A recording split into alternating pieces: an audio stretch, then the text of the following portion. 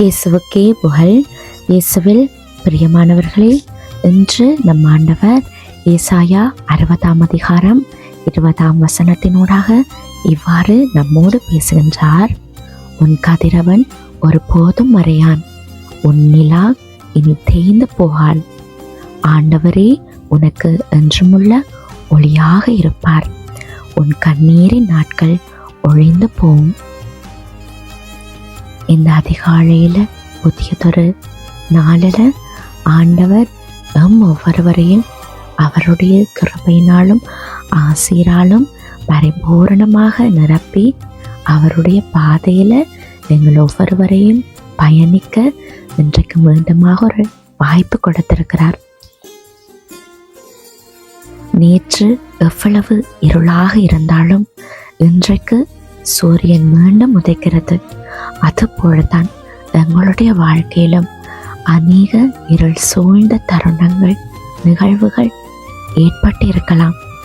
அவை எங்களுடைய வாழ்க்கைக்கான முடிவு அல்ல. நம்மோடு இருக்கிற ஆண்டவர் நம் இருளுக்குள்ளும் ஒளியாக வீசுகிறவராய் இருக்கிறார். எங்களுடைய இருள் சூழ்ந்த வாழ்க்கைக்கு நித்திய வெளிச்சமாக அவருடைய வார்த்தை எங்களோடு இருக்கிறது. சில நேரங்கள் எங்களுடைய வாழ்க்கையில இனி எப்போது விடியல் வரும் என்ற கேள்வி அநேகருடைய மனதுக்குள்ள எழுந்து கொண்டே இருக்கலாம். தொடர்ந்து வரும் பிரச்சனைகள் மனதை சோர்வடைய செய்யலாம்.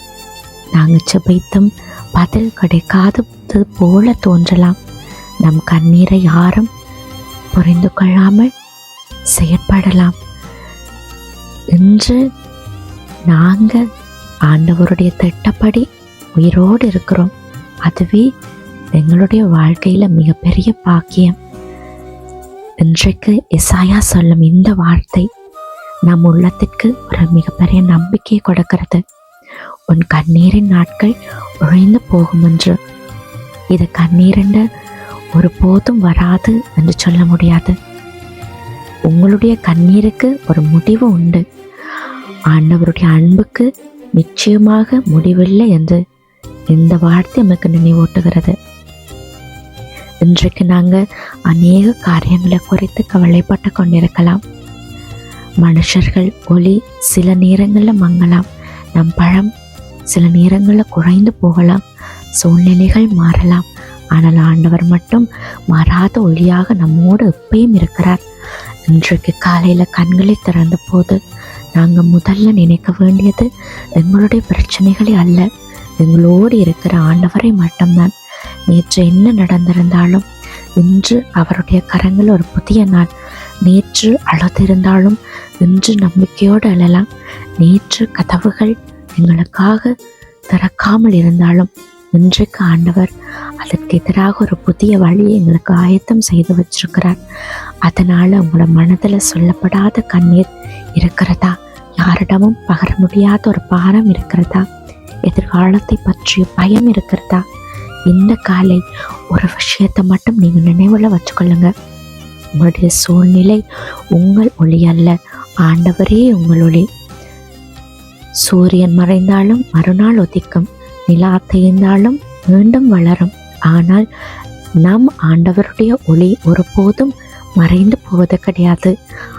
ஆகவே இன்று பயத்தோடு இல்லாம நம்பிக்கையோடு நாள தொடங்குங்க. ஆண்டவரே என் இருளில் நீர் ஒளியாக இரும். என் கண்ணீரை துடைத்து என் மனதிற்கு சமாதானத்தை தாரும். நேற்று நடந்ததை உம்மிடம் ஒப்படைக்கிறோம். இன்று உமது கிருபையோடு நடக்க எங்கள் ஒவ்வொருவருக்கும் தைரியத்தை கொடும். எங்களுடைய கண்ணீரின் நாட்களை மாற்றி மகிழ்ச்சியின் நாட்களை எங்களுக்கு தாரும் என்று இன்றைக்கு ஒவ்வொருவரும் ஆண்டவர்கிட்ட ஜெபிப்போம். எங்களுடைய தொட்க நாட்களுக்கு ஆண்டவர் இன்றையோடு ஒரு முடிவு கட்ட போகிறார். அநேகர் உடைய வாழ்க்கையில ஏதாவது காரியத்துக்காக இன்னமும் நீங்க மனம் வருந்தி கொண்டிருக்கலாம், கவலைப்பட்டு கொண்டிருக்கலாம்.